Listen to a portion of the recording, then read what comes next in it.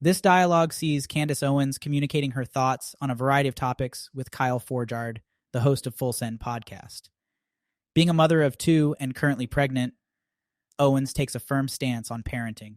She explains her belief in the indispensable role of motherhood, stating that becoming a mother plunges one into the most confident phase of life, asserting its roles as the most important task any woman could contribute to society.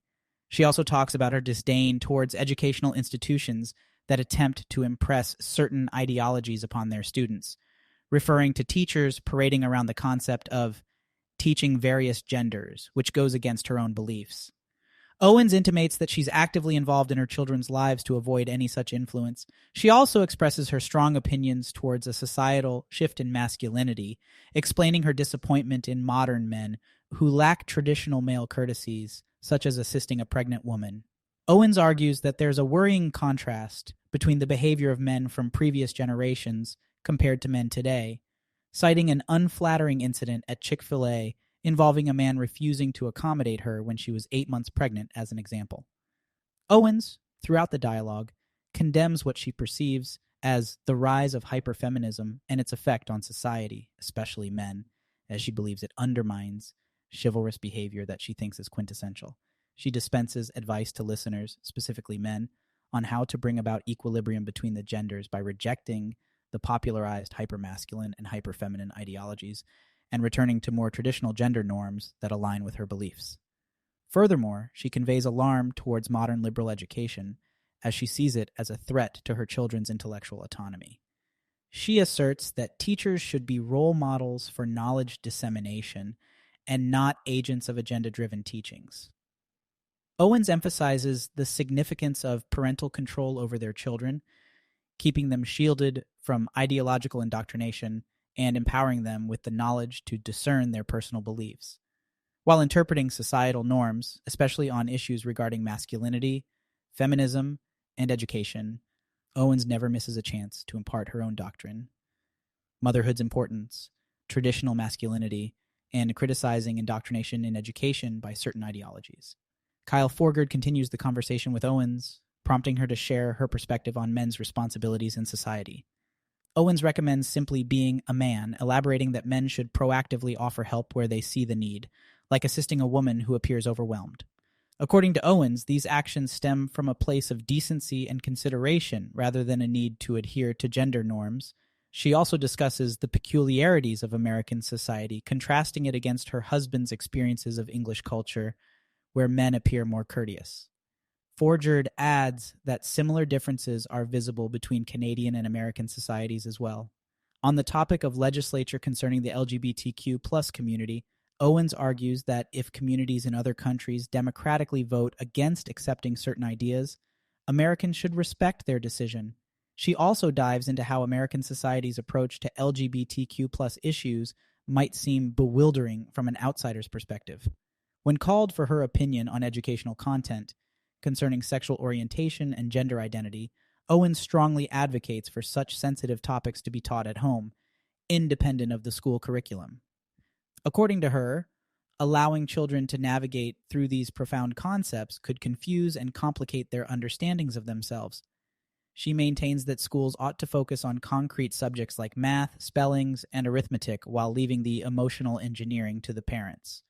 Owens further adds to her take on the feminist movement and the concept of a nuclear family. She believes that weakening these entities by instilling contrasting ideas like atheism and experimental family structures may play into the larger strategy of big governments to maximize their power. She scrutinizes Hollywood's power over people's mindset and its influential hold on public opinion. Even though the climate is changing, according to her, with society beginning to reject forced political correctness, Owens believes that it's still a risky affair for individuals involved in Hollywood to openly express conservative acumen. Owens does not shy away from controversial topics either. When quizzed about Barack Obama's sexual orientation, she confidently asserts her belief in the former president being gay, pointing to allegations and unrebutted letters as supporting evidence. Continuing the conversation, Owens explores Barack Obama's past and alleged homosexual experiences. She mentions uncovered instances that suggest Obama may have been in a same-sex relationship and then expressed her surprise at his lack of response to these allegations.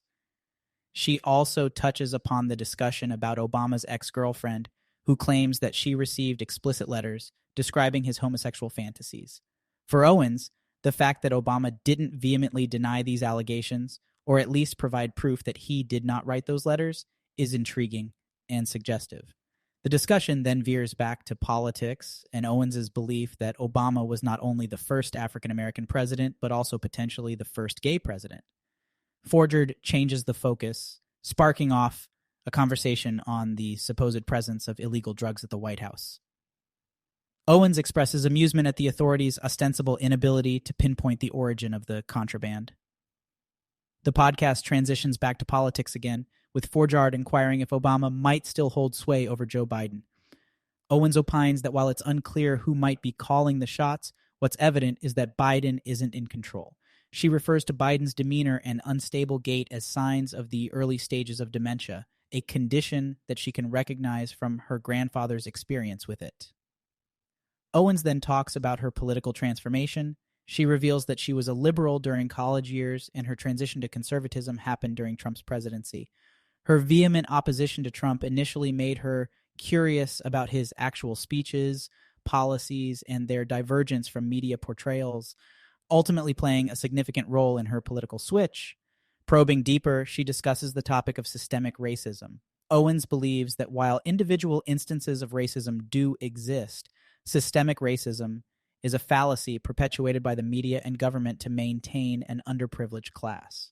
She talks about the power the media holds over public opinion, highlighting how long-term friendships were broken due to differing views on George Floyd's case.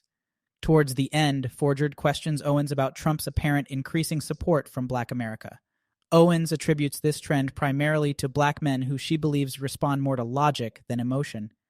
She characterizes Trump as a relatable figure who speaks like a blue-collar worker and predicts that if he can maintain this approach, he would likely secure the nomination in 2024. In the middle of the podcast, the dialogue between Owens and Forgeard takes an interesting turn towards the dynamics of rivals across the political spectrum. Owens extends her discerning analysis to the political gamesmanship between various contenders, likening her interest in the tug-of-war between political opponents to a sports commentator's enthusiasm for competition. She specifically points out Ron DeSantis' successful campaign, describing him as a quietly confident competitor who outperformed despite lacking the financial backing of his competitors. DeSantis, in Owens' assessment, managed to rise above mudslinging tactics and projected himself as a genuine, hope-inspiring candidate. Such an approach, Owens believes, resonated with voters. The conversation takes a personal turn, illustrating Owens' aversion to hypotheticals about entering the political race herself. Her immediate priority, she says, is being a mother to her 2 toddlers. However, she speaks fondly of her podcast interaction with Andrew Tate, complimenting his dynamic personality and dominance that has attracted attention all around. That association has stirred some controversy, with Owens navigating allegations of Tate's involvement in alleged human trafficking activities. She refutes these allegations vehemently, advocating for a thorough understanding of the case facts before condemning anyone. Another major topic of discussion between Owens and Forgeard is the phenomenon of the OnlyFans platform and its social implications. Owens laments that the ease of making quick money seems to be seducing more girls towards becoming OnlyFans participants, effectively leading them towards a life of sex work. She postulates that this trade-off for momentary financial relief will generally lead to long-term regret. As the discussion veers towards the well-publicized drama of Nina Egdahl, Logan Paul, and Dylan Dennis, Owens candidly admits to finding humor in the situation, yet on a serious note, she also empathizes with Egdahl's predicament. Owens criticizes Logan for playing both sides of the political spectrum for his benefit and his refusal to engage in sincere, meaningful dialogue on differing perspectives. In contrast, she implies a level of respect for Jake Paul for his straightforward, sincere approach. Owens also expresses her views about the rising trend of explicit content, citing the proliferation of provocative images from average OnlyFans girls to a former relationship partner of Leonardo DiCaprio. She comments on the blurring lines between private and public lives. This shift, she insinuates, holds severe implications for societal tastes and expectations. The hosts and Owens dive into the topic of porn addiction and the over-sexualized portrayal in society, including social media platforms like Instagram. Owens positions the increasing ubiquity of adult content accessibility on these platforms as an epidemic, adding that the matter is not discussed enough, particularly in the male audience. During the conversation, Owens interestingly reveals that her husband doesn't maintain any social media profiles, specifically due to the overt sexual content prevalent online. This takes us back to her earlier concerns about the effects of easy money platforms like OnlyFans on young, impressionable girls who may not comprehend the long-term implications of these fleeting financial expedients. The discussion threads into the impacts of the body modification trend that appears to be sweeping the globe. Many in Hollywood, she observes, are increasingly looking identical due to similar cosmetic procedures, creating a cookie-cutter beauty standard that lacks individuality and authentic expressiveness. Owens believes that this trend, combined with the ease of accessing explicit content, is making it increasingly challenging for women to distinguish themselves beyond sexual objectification. Expressing strong dismay at these unnatural beauty standards, Owens wishes women would enjoy their natural appearances instead of resorting to Botox at young ages and body modifications that could lead to severe health risks.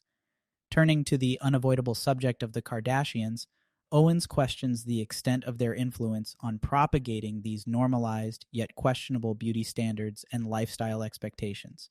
She references the perceived Kardashian curse regarding the men in their lives. This leads to a sidebar discussion on Kanye West's recent public presence and his relationship with the media. The podcast conversation concludes with a call to action from Owens. She urges women to rely more on fitness, natural attractiveness, and character building than quick fixes like cosmetic surgeries or sex work that might provide temporary relief, but ultimately lead to long-term regret. In her perspective, these transitory solutions make people lose sight of the aspects that are truly enriching and indispensable for a meaningful, fulfilling life. Candace Owens shares her angle on the technology-induced shift in societal attitudes, where she believes individuals are prioritizing quick success over hard work, with many resorting to sell their bodies or staying glued to screens. Owens herself, having stepped away from social media, discusses how simple activities like gardening have made her happier. She attributes people's reluctance to start families to societal conditioning, driven by the increasing market of temptation and the difficulty in finding quality relationships. Owens warns of hoflation, an unsustainable hyperinflation of explicit behavior in society. The conversation moves to Convicting a Murderer, a docuseries by Owens airing on Daily Wire Plus. Reflecting on the Netflix series Making a Murderer, based on Stephen Avery's life, she critiques how the media can manipulate narratives and create cultural phenomena. In her investigative series, she aims to unravel the truth about the Stephen Avery case and demonstrate how key facts were altered or excluded by Netflix, thus distorting the story and misleading the public. Owens also voices her thoughts on conspiracy theories, suggesting a healthy dose of skepticism is beneficial, but too much can lead an individual astray. She observes the social tendency to connect every event to a broader, often negative conspiracy, and cautions against dismissing every new development as having suspicious intentions. However, she confesses to holding doubts over the authenticity of the moon landing, which she regards as a relatively innocuous intrigue. Concluding this portion of the discussion, she notes how media narratives are powerful tools for shaping public opinion, stressing the importance of maintaining a measured, critical perspective. In this portion of the podcast, Candace Owens gives her opinion on foreign policy, advocating for a more nationalist approach. She criticizes the U.S.'s involvement in issues like Ukraine and Russia, stating America should focus more on its own issues, such as their neglected education system and the escalating crisis at its own borders. Owens warns about the potential downfall of the U.S. as the world's dominant power because of its foreign policy attitudes, the weakening of the dollar, and the adverse impact of social justice movements. To prepare for such a future scenario, Owens stresses the importance of self-sustainability, learning to grow food, hunting, and overall survival skills. Discussion moves on to topics like China's use of AI headbands on students to monitor their attention levels. A stark contrast is drawn between their intense focus on education and the failing system in Los Angeles. Owens alludes to the long-term negative consequences America may face due to its neglected education system and social issues. A substantial portion of the conversation diverts to hunter-gatherer survival skills, where Owens endorses virtues of self-reliance and protection. She recounts breaking up with her ex-boyfriend, stating she didn't feel he could protect her in a dangerous situation. This leads to a discussion on the importance of learning skills like shooting and hunting.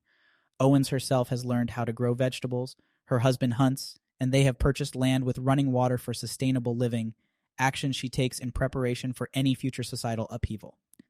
She expresses her surprise at how simple it is to grow food and questions why she had ever relied on purchasing them from grocery stores. Lastly, they humorously discuss the idea of the host and crew making a garden as a show of self-sustainability and as a unique flex or status symbol. This flips the traditional image of status shown through material wealth, suggesting that the ability to self-sustain could be a new way to show off self-reliance and preparedness. They playfully decide to start a garden and promise to share updates. In this exchange, Owens's themes of self-reliance, nationalism, and skepticism towards mainstream narratives continue to resonate. Check out the full podcast by clicking the link in the description below. Make sure to like, comment, and subscribe for more content like this. Thank you for listening to this podcast summary episode of the Pod Slice.